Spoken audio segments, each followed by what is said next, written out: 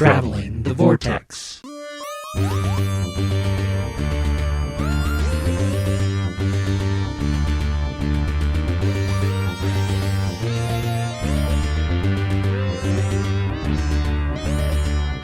We've joined the Doctor as he travels the Vortex and arrive at episode 468. And when you ring in the dawn of a new era, you have to dress for the occasion. I'm Keith. I'm Sean. I'm Glenn. How are you guys? Pretty good. How about you? Dressed to the nines. Redressed. Or to the tens. Even better. And the eights. Ooh. Spoilers. Ooh. It's not like we didn't know they were coming, though. Right. Like they're not on the cover of the next book. Right. Well, they kind of splashed all over the promotional materials, too. So, what'd you guys do? Anything this week? Anything fun? Anything exciting? We bought Liam a swing. Oh, what kind? Like a backyard swing or one of the ones that hangs in a tree? It's a swing for our play set. We got a swing set way back when and set it up, and then he's finally sitting up well enough that we got a baby swing for him to be back there too, and he likes it a lot. Sean, did you do anything this week? Yeah, it was kind of a standard week. We had some friends over on Sunday for our game day. We've been playing Pandemic Legacy, which I think I had mentioned once upon a time that we joked that maybe this wasn't the year for it, but it was too late. We were committed, and we fared poorly back in August and lost both sessions. So then for circumstances just being what they were, nobody was available in September because it's a game that you play either once or twice a month, depending on if you win the first battle or not. And since nobody was available in September, we knew we were going to have to double up. So we went barreling into October this weekend thinking, yeah, we got this. And we came so stinking close, but still lost. So then we played the second session, which kind of is like a redo, and got so stinking close and still lost. So we've now gone, 4 or 5 instances in a row without a victory, and we're all feeling pretty down and out about the whole affair. So it's pretty accurate to real life then. Yeah, pretty much. Pretty much. Considering the uptick we're seeing at the moment. Great. They bottled up 2020 and put it in a board game. Yeah. Well, and the fun thing is we just hit because it's the point with the legacy games is they kind of have a story arc that unfolds as you play, and so we had just gotten to this big earth-shattering revelation about what was going on story-wise within this. It was like, are you kidding me? We've just spent the last 4 months getting all of this stuff set up, and now because of these circumstances, you want us to tear it all down again? So that was on top of that. I don't want to say any more because I don't want to spoil it in case anybody actually decides to go out and buy the game. It's been fun, but it's also a very high stress. I saw a graphic on Facebook where they plotted out, the board games that you play with your friends and family and where they would fall on a chart of team building versus flipping the table. And we must be gluttons for punishment because everything that we enjoy, whether it be Catan or what's the train one? Ticket to Ride. Ticket to Ride. Everything that we like is on the Monopoly end of the scale. And I hate Monopoly. I don't think Catan is that table flipping. I wouldn't have thought so either, but man, they had it way up in the one corner. Guaranteed to lose friends and alienate people. What about you, Glenn? Have you done anything? Oh, not really. Working. Watched a little bit more of season 1 of Doom Patrol, which is still really good, and then I'm still pushing through the issues of Tomb of Dracula, and I had forgotten until I got to the last one that I read that this was a series that introduced Blade. Mm-hmm. So really, yeah. So his debut was in Tomb of Dracula, I think issue 9 or 10. And that was one I just finished. So I saw that. I was like, oh, is this really his debut issue? And I had to go look, and sure enough, it was. So it's very blaxploitation, 70s version of Blade, but it's he's there nonetheless. So that was it. Cool. Should we move on to news? Sure. There was quite a bit of news this week. Well, there's a lot of news this week. Well, a couple of big items anyway. Yeah. Yeah. Well, that's because there was a Comic-Con that happened digitally. That's right. Virtually. New York Comic-Con. Yeah, New York. The first big thing that was revealed was a clip and a trailer from Daleks, along with a launch date of November 12th. Yeah, did you guys get a chance to check them out? I did. The trailer got me way more excited than the clip. The clip doesn't do much. I think it gives you a feel for The action. Yeah. But the trailer is really well done. I think what I really, really like about it is very much modern Doctor Who melded with the old 21st century TV comics versions of the Daleks that ran back in the 1960s. It's very much a meld of the two styles, and I think that's really cool. And in fact, it goes kind of a distance towards kind of canonizing some of the material back then as well by using some of those visualizations. So I'm really super excited about it. I think the animation looks great, except for the other robots. The mechanoids look great. The mechanoids look great, but the humanoid ones look like they're at a reboot. I don't know that they're that simplistic looking. I mean, granted, they're going as simple as they can, so they can kind of, they don't have to spend a lot of money on it. Yeah, I kind of wish they would have gone with a different style, and, instead of having them humanoid, give them a different look. Yeah, I kind of like them. I thought that was kind of a neat design. I guess I need to see more of them. Just remember, every bolt, every view screen, every tube, that all has to be animated. Yeah, exactly. That was the only sticking point for me. It was just those. Everything else looks great. Yep. I'm excited. It'll be interesting to see where they go with it. I wonder if Carrie Nation is like jazzed. Well, from beyond the grave. Yeah.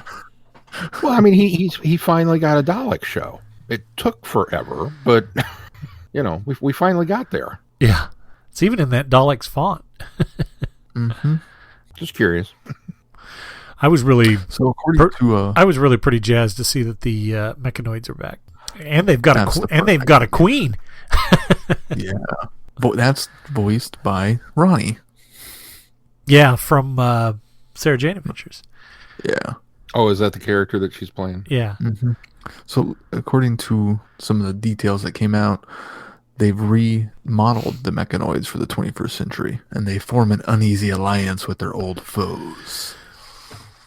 All right. Well, I'm slightly disappointed that they're not just fighting each other. I kind of want to see that. Well, as part of the larger Time Lord Victorious narrative, that potentially makes sense. Yeah. Yeah, if they're having to partner up in order to take on a bigger threat. But let's be honest, we've all seen Dalek episodes before. We know they're going to betray him at some point. That's how the episodes will end. Sort of the story master. Rather. Yeah, there's not a long-term relationship brewing here. What was the other big announcement? Yeah, 2 new games coming out. One for consoles, one for mobile devices. Edge of Reality, a new VR experience coming to all of the console platforms, current generation, in spring 2021, which you basically are the 13th Doctor and have her voice guide you through it, and the 10th Doctor has either a role of some sort, it's not sure how big, but you're going to come across all sorts of villains, including weeping angels, etc., etc.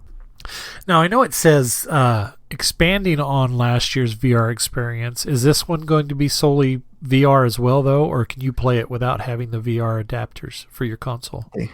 They haven't specified, so I'm assuming not. I think that sort of limits its marketability if you can only play it in VR. I know that the VR game that came out last year did relatively well. I mean, for VR being still so much in its infancy, but I really think with them expanding to so many different consoles, of course, I'm sure that this will be marketed on the let's see, I think it's the PlayStation, PC. No, was PlayStation one of them? I know Xbox was one, PC PS4 was one. Okay, PS4 is one. Mm-hmm.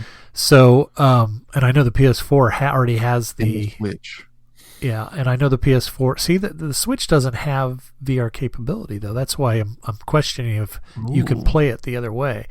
See, and right as it stands, the Xbox doesn't, but the next model that's launching in November will have a VR set. What is the name of this silly thing? The Xbox One XS S1S. No, it's the Xbox One X or the Xbox One S, depending on which size you get. Could have sworn we already had those, but Well, it seems like we already have an S version, but anyway, I'd be interested to see if it's VR only. Unfortunately, I just don't think that that's something that I would run out and get the equipment for. But if you can play standard gameplay on it, then yeah, absolutely, I'd run out and buy this game in a heartbeat. When they initially announced it, I saw somewhere that it was Xbox One, PlayStation 4, Nintendo Switch, and Steam. But now it just says generic PlayStation and Xbox. So I'm not entirely clear which actual console it's coming out on. The new generation or the current generation. Hang on, I'm looking at I think at the end of the video, it has there it is. So at the end of the video, Is that where I saw it? yeah, at the end of the video, God, I can't get, there we go. Get out of the way. The little the next video thing comes up over the bottom. It says PC, PS4, Switch, and Xbox. Now it's just got its generic terms, so it doesn't say specific consoles, but with the exception of PS4, with the exception of PS4. I guess Switch is specific too. I guess Xbox is the only one that doesn't technically have its defined game, but the fact that Switch doesn't have a VR experience seems to imply maybe they will by spring. But I mean, the Switch isn't even 1080, I believe now yet, if I remember right. I think they're still behind on a resolution, so I don't know. We'll see. But there is one coming to mobile. Yes, and another game coming to mobile.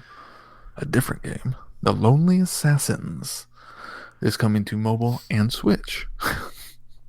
So it is known as a found phone game. Yeah, the Switch doesn't surprise me because it's also a mobile system because it has a touchscreen and everything too, and it's a smaller screen. You can take it with you.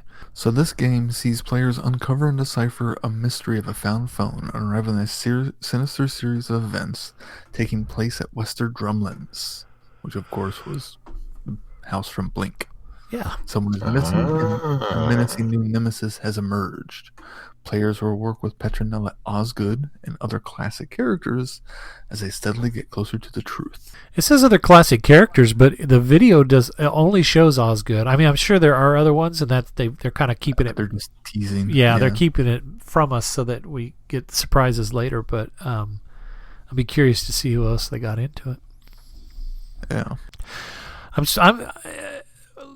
This was the one when I first saw that they were going to do a mobile game, and I thought, mobile game, they're not usually very good. But looking at the trailer for this one, it looks like it incorporates your phone in such a way that I think it makes it more immersive than your standard mobile game. So I think the way that it looks like it's set up to play might give you more of an immersive experience than just like a standard game. And I've never played a found phone or a mystery game on my phone, so I don't know if this is breaking new ground or if it's just some old hat at this point. I don't know. I've never played a found phone game either, so on mobile anyway. Well, I've never found. I guess you can only play a found phone game on mobile, but I play that all the time. Every time I lose my phone, Sean stands up, and goes, "Found it." I win a lot. Doing a slight bit of research, looks like Nintendo has created a VR kit for the Switch. All right. Well, shall we move on to our reviews? The Knights, the Fool, and the Dead. We live forever, barring accidents. Just like everyone else in the universe, the Doctor travels back to the Dark Times, an era where life flourishes and death is barely known. Then come the Katura, creatures who spread through the cosmos, dispensing mortality. They judge each and every species and decree its allotted time to live. For the first time, living things know the fear of ending, and they will go to any lengths to escape this grim new specter, death. The Doctor is an old hand at cheating death. Now at last he can stop it at its source. He is coming for the Katura, ready to change everything so that life wins from the start. Not just the last of the Time Lords, the Time Lord victorious. Bom, bom, bom! Yeah, I quite enjoyed this as well. This was wow, open with a bang. I mean, you had my attention. Like the prequel stuff that we talked about last week in the comics. It's like, yeah, okay, it's appetite whetting, but it wasn't this. This was, okay. So I really feel like we have not, we didn't just start the story now. We have jumped in with both feet, and we are running at full steam right off the bat. Right. I think that's the intention too. Is I think the longer form stories are going to be pretty much the meat of it. I suspect the books are kind of the central hub of all of this that's going on. What I did find interesting was seeing the little nuggets of what's been placed before. Now, obviously, Estony was the little girl at the beginning of this book, but what was her name? Falafax? Falamex? I don't remember her name. You know what I'm talking about, the gal that was... The professor. Yeah, the one that was... She is from the planet that was judged in that first short story that we got from the email, right? Oh. I'm pretty sure that was the name of that planet from... what was that called? What was that little short story called? I don't remember what it was named. So I have to say that I was very, very glad that we got the dawn of the Katara. There you go. That was going to drive me crazy if I didn't find that. Dawn of the Katara. I didn't make that connection that was who that was. Well, it's not that gal, but that was her home world. It's not the gal that made contact with them when they arrived, but she was from that home world. I believe that's now the that you same say one. that, I think you're right. Yeah, I believe that was the name of that world. I'm very glad that we had Dawn of the Katara. Yeah, me too. In a way, it acted as a very nice preface to this book, and kind of gave you just enough foreknowledge that hitting the ground running wasn't necessarily hitting the wall and not knowing what was going on. Uh-huh. It almost could have been a prologue to the book itself. Yeah, very easily. And I wonder maybe if it wasn't designed in part that way, that maybe I don't remember if anybody has the specs on it in front of them. I don't, but I don't remember who wrote that short. James Goss wrote the short. Oh, James Goss wrote the short. Yeah, so. and then what was the guy's name on this one? Steve Cole. Yeah, Steve Cole. This.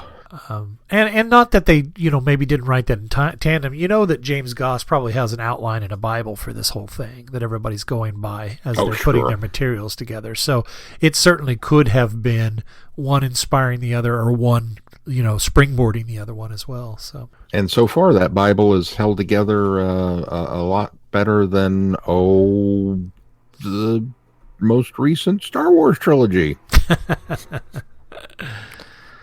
We're still early on. Falomax, that was her name. Falomax. I with the names a bit. They names. Bit of a challenge, especially the one ambassador, which I'm going to go on naming him as the ambassador because his name, even looking at it, I have difficulty trying to pronounce that name. I really like the concept. Let me back up. The star of this book is Brian the Ood. He is my all-time favorite character in this story. But I really, really like the idea of the Doctor coming across what appears to be a Wild West snake oil salesman traveling medicine show appearance, and suspecting that early on, and then thinking that he's been proven wrong, only to be proven right by Brian later when he shoots Estony. I think it was a neat reveal because I was going down that road as well. That the Doctor was going down, is that this was a sham and they were just pushing these life shrouds to these people. And then, when it actually, they put on the show and it actually works for her, and the Doctor's almost convinced that, they are, and they drop that little line that, it's the trick is they are real, but the crystals won't get the crystals in time to charge those in order to run the suits, and so it is a sham. That was a nice little bait and switch back and forth that kept me guessing. I really appreciate when they can do that, where I'm convinced of one thing, then they convince me of another thing, and then convince me that I was right the first time, but I fell for the second, bait and switch. I like when they're able to do that. Yeah. I like Estony a lot as a character. It's unfortunate that her and Falomax, spoilers, have to meet their demise at the end. But I think that's what makes it believable enough that that's the driving force or the straw that broke the camel's back with 10 kind of going full Time Lord victorious. I think it's almost needed in order to convincingly push him to that limit, because the series had peppered that in but never really went full bore with it. And so I like that this series is going full bore, and the setup for it is really good, and pairing him with an unlikely partner in Brian the Ood is very cleverly done, because I think Brian can be played for sort of comedy, even though everything that he's doing is dead serious. But the writer's able to bring some levity to it in a lot of the things or the statements that Brian makes. And I think that helps the book along as well, because it gets into some really dark territory eventually. And so I think even Brian being an assassin, which in itself is a really, kind of dire thing, turning it on its ear and making it a more of a fun, whimsical, different part. I think that I say fun, that's a stretch. He's not a fun part, but he's fun to read. It's fun to read his line. It's fun to read the things that he says, and then the rationale, the reasoning that he comes up with things. So well, he's so a well slightly written. ludicrous character, because he's an Ood who's an assassin in a tuxedo. In a tux, yeah. I mean, it's all these unlikely combinations of things that you don't expect, and then who may or may not have some sort of split psyche, damaged personality. Yeah, well, because he keeps referring to his hindbrain enclosure as Mr. Ball. Which I had a little bit of a problem with, because I was trying to get into the voice of the characters as I read, and I thought the 10th Doctor came across very well. And then this Ood shows up, so I kind of cast my mind back and started thinking of Ood episodes and went, okay, yeah, I got it. And then he would reference Mr. Ball, and all I could think of was Mr. Hankey. And I heard Garrison through the whole book. I heard Mr. Garrison. I'm sort of glad I didn't go there, but now I'm afraid anything I read with Brian the Ood is going to be that now. It took just a little bit of the luster off of him as a character. Yeah, I think that the author very much has the 10th Doctor's voice in this. I think he's written very well. He has an understanding of the 10th Doctor. He has an understanding of how unhinged that the 10th Doctor can be at times. Well, and that was something else that I really appreciated, was the little dropped references to Waters of Mars, which not only kind of helped solidify where in this time frame, not that we didn't know, but it was there. But it also kind of built on the Doctor's, why are you mucking about in the dark times anyway? Well, because the Ood gave him an expiration date. That he knew his quote unquote his song was ending. And now I'm gonna go, all right. And that was where now? That was Ood Sigma, is that right? Was that the name of the other Ood, the one that told him his song was ending? Mm-hmm. And I like the fact that they, go ahead. They kind of walked him to the point of where he goes full Time Lord victorious. I kind of expected to be dropped in, and he's already going to be raging because of the events of Waters of Mars, but clearly there's been some adventures in between there.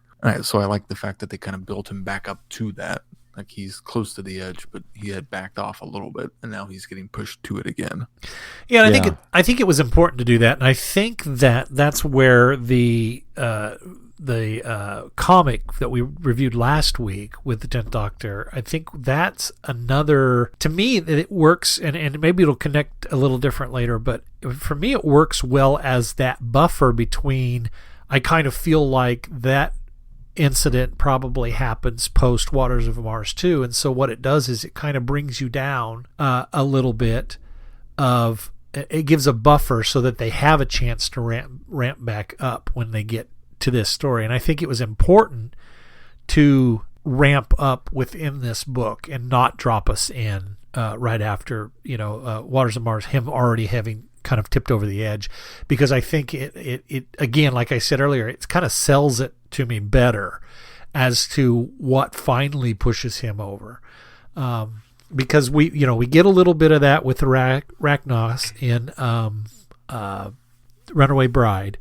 Donna pulls him off, from that one, and we get a glimpse there, and then we get a real glimpse there at the end of Waters of Mars. But that one backfires on him, and I think that he takes just from that alone. Right. So he takes the approach of, I can do what I want now, Time Lord victorious, and then it backfires on him. And from the narrative of the television series, he learns from that. So you can go into Into Time parts 1 and 2 with a different approach, but now sandwiching this in between, they're obviously going to take his story in a different route before we end up back at the end of the series. And so I'm really interested to see where they go, and I think that this one does a nice job of stepping that up. Not just stepping it up, but in some ways escalating it. Because we open with the Doctor, and yet he's still haunted. In fact, he's probably a little more haunted than usual for the 10th Doctor because of the events of Waters of Mars.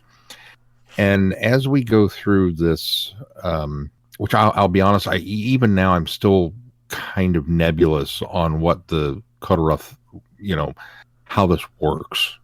They just show up and declare you to be dead, and we're going to grant you this amount of time. And, if I were to science it, it would be some sort of timed virus that kicks in, and all of a sudden you now have an expiration date. Well, and the Doctor references it as a virus, and so that's how he ended it too. Well, I just say that's where they land, is they give you kind of the scientific explanation for how they do it. And I kind of appreciate that being a Doctor Who story. Yeah, very much so. And I guess I'm still wondering on so before the Kodaroth came, it was just everybody was immortal. The universe didn't really know death at this point. Regardless, it doesn't matter.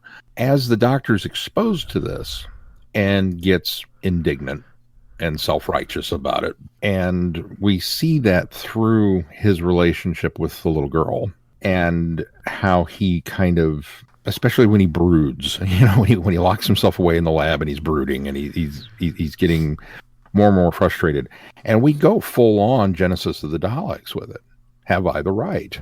And he's echoing those words and those sentiments, but yet he's still the Doctor. So, okay, we're going to give him a choice, which was something I didn't expect. I really kind of figured when you name your overarching event Time Lord Victorious, I wasn't expecting to still get a lot of my Doctor moments in it. You know what I mean? Yeah. That he's still the Doctor. But he was, and he kind of gradually ramped up to it until they pissed him off. And then it became, okay, family of blood. Where the clothes are coming off. I'm locking you in a mirror, and that's the end of it. And I loved the, dressing for the occasion and showing up in full bat. And I mean, of all the Doctors, 10 in the robes, he's really mad. I mean, he's really gone off the deep end. He's borderline unhinged at this point. Well, I think that's the point. I think he is unhinged at this point. I don't think that it's just an angry Doctor. I think it is I think it's an angry Doctor that's been pushed too far, and I think it's an angry Doctor that has just come not long off of the Time War as well. I mean, because he's only had one incarnation in between. He has not had the experience he won't know ever, except for in the moment that he, basically stopped the Time War from actually how he stopped the Time War was not how he believed. So he's not there yet. So Yeah, it's just I think this is not only an angry, but it is an unhinged doctor at this point. Back to something you had said earlier, I believe from the way it implies from that first chapter is that people died, but it was very rare and infrequent. And in fact, I think it was people that had died through accident, but not age, because he does visit that one temple on Andala, where they revere the people that have passed. So we do know that there is death, but I don't think there's like a finite. Like, I don't think there's an age. You don't age to death. Right, and I wondered if Andala was kind of maybe the exception as opposed to the rule, that their species just was that long lived. Well, that could be too. That could be too. A cemetery on it. But as I say, regardless, it didn't. I'll go along quite happily, not quite knowing how it works. I'm fine with it. So. I mean, I think they pretty much go straight out say there was no death. I mean, obviously there was some, but there's no illness. There's really no growing old. So pretty much everyone does live forever until these guys come along and shorten your life. Right. See, I guess maybe it's my science brain starts to try and pick at that thread on the sweater, and I don't want to, because okay, it's the dark times and the universe is new and we don't really know death because there isn't sickness and all this other stuff. But we have spaceships. We have these races that have already claimed to have been alive for thousands of years. We have, so there's obviously some advance. There's obviously some technology. There's obviously some of this. But you haven't hit death yet? You haven't hit disease? I mean, we've got war. We've got greed. We've already, those were we have mercenaries that are willing to be hired out. All of those things are present, but there's no real death. That to me just seems like it's a weird kind of dichotomy. But for purposes of the story, I'm pulling on that thread because I don't need to worry about it. Yeah, see, I think that's why because of those examples, that's why I tend to believe that you can be killed. There is death, but it's not like a finite, like you don't. Let's see. So like in war, there's casualties. People die. If you have an accident and you die, but you don't die from old age. You live for thousands of years, and I don't get the impression that there's a lot of war happening, although you're right. They do set it up. In fact, Shalskull is the example of greed here, because he's hired these mercenaries to get these suits, and he's not even telling his home world that he's an ambassador for.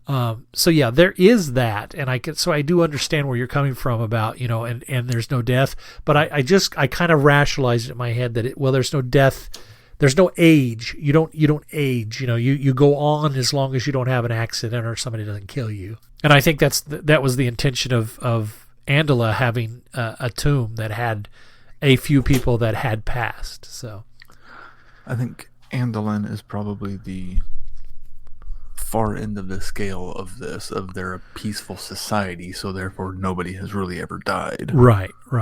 So it's one end of the scale of what death is at this time period, as opposed to everybody dying. This is the peaceful race that hardly anyone has died. Right, and they've gone on for millennia because of that. Yes, I agree.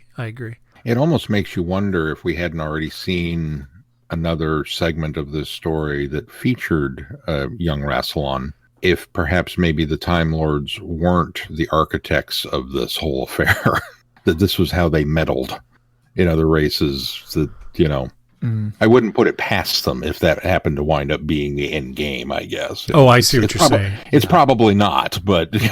Oh, I see what you're saying. Yeah, I'm trying not to presume where they'll go with this, because sometimes when I presume where something might be going, then I can be let down because my expectations have been built up. So I try not to. No, I kind of just try to go along for the ride anymore. What'd you guys think of the interludes?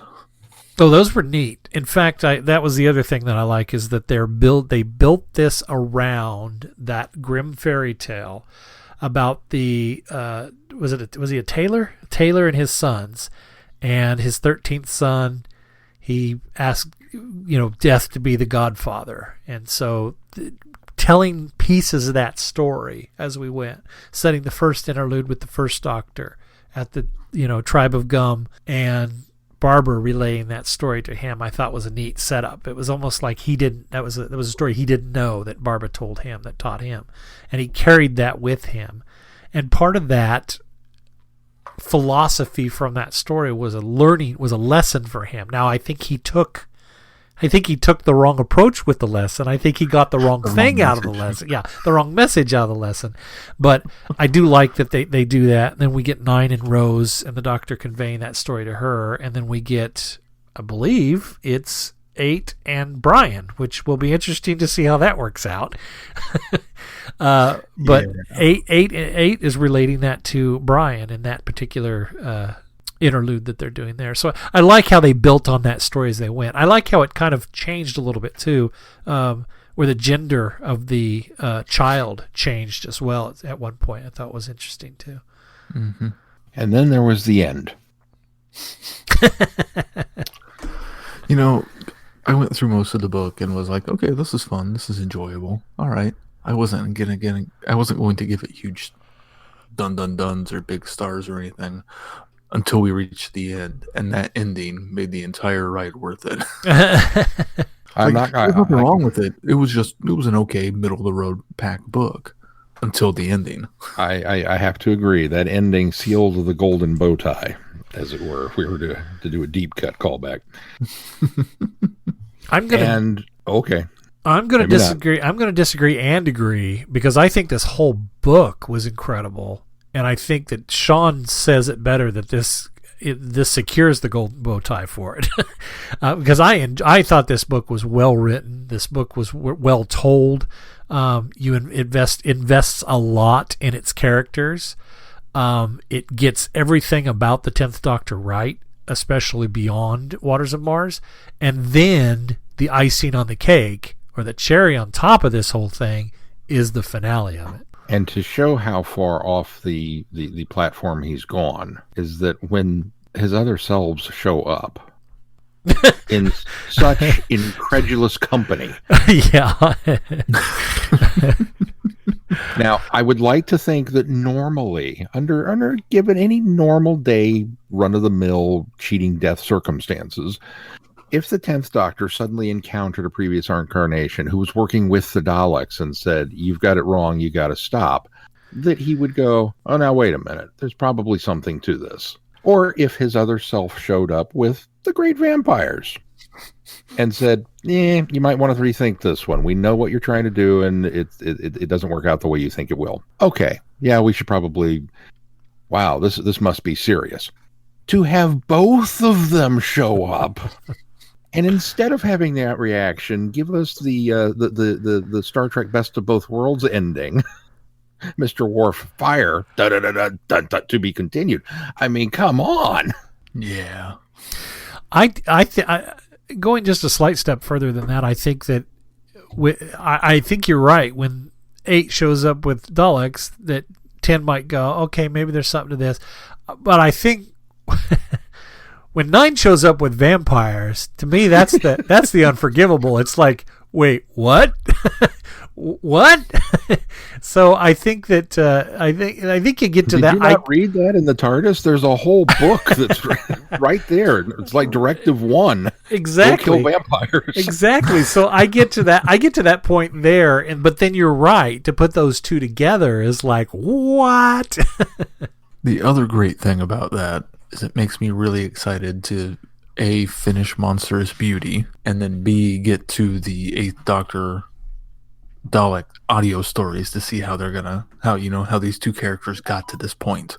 Yeah. It got me more excited about the overall Time Lord Victorious series as a whole than anything so far.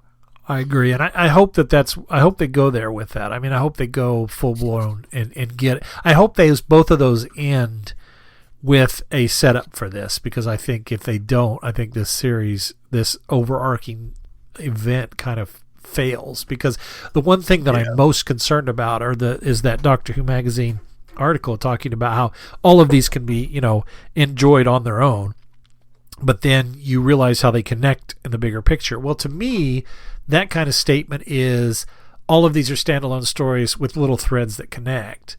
But for this particular setup, I think you almost need those stories to end in such a way that they can lead directly into this, and so I hope that's where they go with it.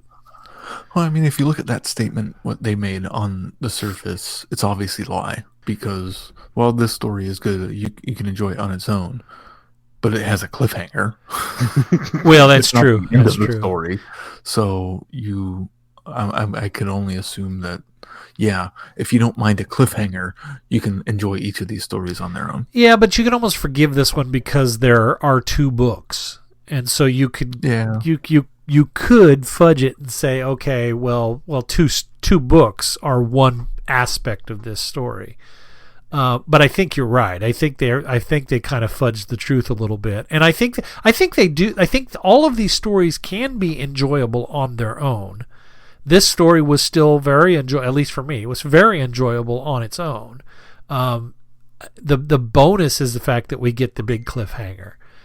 But I think that the all of the stories that we've looked at so far, and there hasn't been a lot, they can stand by themselves as decent stories, but I think they all do connect a lot more than James Goss was leading on in that article. Especially, I think these big tentpole ones with 8 and 9 and 10. Certainly, yeah. Now the Titan comics and the Escape Room and that sort of thing, yeah, those are tertiary tie-ins because they're going to tie into the Dark Times. Yeah. Yeah. Speaking of Dark Times. Yeah. Should we move on to Guide of the Dark Times? Guide to the Dark Times? Excuse me. With your Guide of the Dark Times? Yeah. This was a nice refresher. Yeah, I don't imagine you have a synopsis for this one. No, I don't. I like that the first part of it is set up by the 13th Doctor, and then the actual article itself is written by Melody Malone. I thought that was pretty cool, bringing River into this in such a way that it's very much in line with her character and her persona as Melody Malone. I think works really well. It made me wonder, and again, I'm putting way too much thought into this, but it made me wonder if River wasn't going to, at some point, show up in this big overarching story. The fact that she presents the information as if, oh yeah, the Dark Times, been there, done that a couple of times. Even though it's no, we don't go to the Dark Times. No.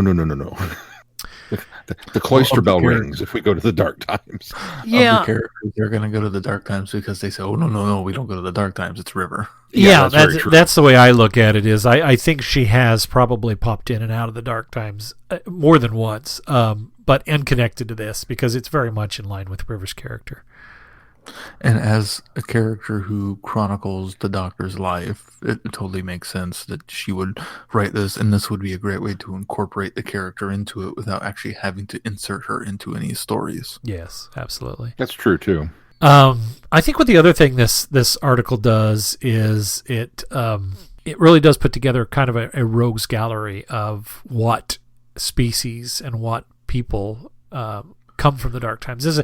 We've heard over 50 years of these different entities and different species that lived in the Dark Times, but I like how it steps through each one and says, hey, remember these guys? The Eternals, yep, they're from the Dark Times. The Rachnos, guess what?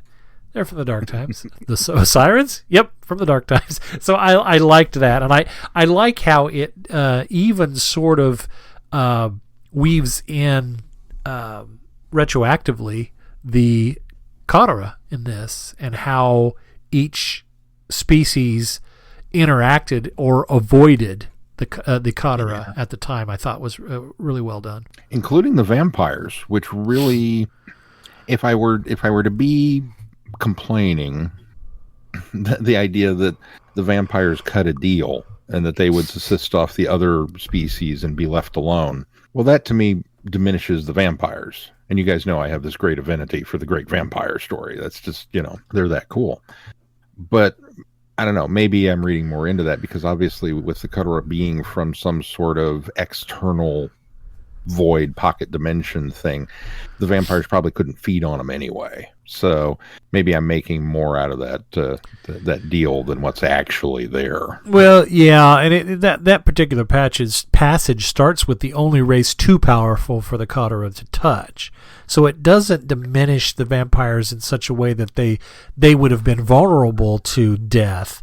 But I think the idea is that the vampires let the Katara kind of do their thing, and the Katara kind of let the vampires do their thing. I think it's more of an unspoken agreement that the Katara did not include the vampire in their grand design because they continue to live forever. So I'm with you now. I see. It's almost kind of like they're both equals, so they reached a stalemate and came to some sort of agreement. Yes. That's the way I took it. It does mention how it wasn't the terms weren't too great for the vampires. Right. I'll buy that. That makes me happy. I can live with that. I do like we get a little more backstory on the demons, that they actually went to war with the Katara and were almost wiped out. Oh, but the one. Oh, but as all. And the Gallifreyans would kind of stay away from that for the most part. But they weren't yet Time Lords who could cheat death. That's another story. And I'm with you, Sean. Prior to the show, we were talking about the figures that they're releasing. Eagle Moss is releasing in conjunction with this. And after reading this piece on the Dalek Empire and the individual different Dalek types, I too think that I'm even more excited about getting these pieces, especially if they're very much in line with these description and pictures that they have in the back of this. So which ones are we getting? Which figures are the commander, the strategist, the scientist, and the emperor, the ones I know for a fact. And then I think that the other set of figures is Time Lord Victorious 10 and Brian the Ood. I think those are the other figures. Yeah, it's going to be cool. All right, Sean, what do we got coming up on the schedule? Well, coming up on the schedule, we have more Time Lord Victorious action for you. Our plan next week includes the Doctor Who Comic Maker, which features Tales of the Dark Times, episode 1 and 2. And then a couple of Big Finish audios, some short trips. We're going to do Master Thief and Lesser Evils.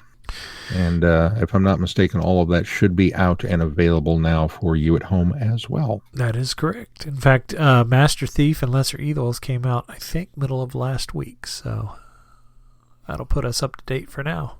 Keith, just an addendum here. I'm looking at the thing here, and all of those Daleks will be available as figures. Oh, okay. Yeah, each one of them. So there may be a couple more box sets to invest in then. There's 4 total, and 3 of those sets are 2 of each of the Daleks. So very cool. Soon my Dalek army will be complete. Yeah, exactly. Well, be sure to check out the website, travelingvortex.com, for any updates on the podcast. While you're there, be sure to read Jamie's review of Season 1. He has gone back and he is reviewing, at least for now, he's going back and he's reviewed the First Doctor era for the first season of the entire show. He's got some thoughts and considerations on that, so be sure and check that out. You can then engage with him and us in our listeners forum on Facebook, so make sure that you join there. You can find a link on our Facebook page. Just go there and be sure you join up there and engage in the conversation. If you get any value out of this podcast, why not put some value back into it? You can do that by clicking on the Patreon link on our website. Consider supporting us. Thank you for those that already are. And please consider giving us a 5-star review from whatever place you subscribe to this podcast. That certainly helps bump us up in the ratings and recommendations for other listeners. And you can give us a little review there too as well. Anything else that we need to touch on before we close this one out, guys? Just a reminder, if you are so inclined, that you can feel free to visit our other endeavors or sister podcasts. We do TARDIS Sauce in conjunction with Sci-Fi for Me, and you can find that over on the YouTube channel. And then, of course, I have Flicks with Friends if you're into movie reviews. Shameless self-promotion. That's okay.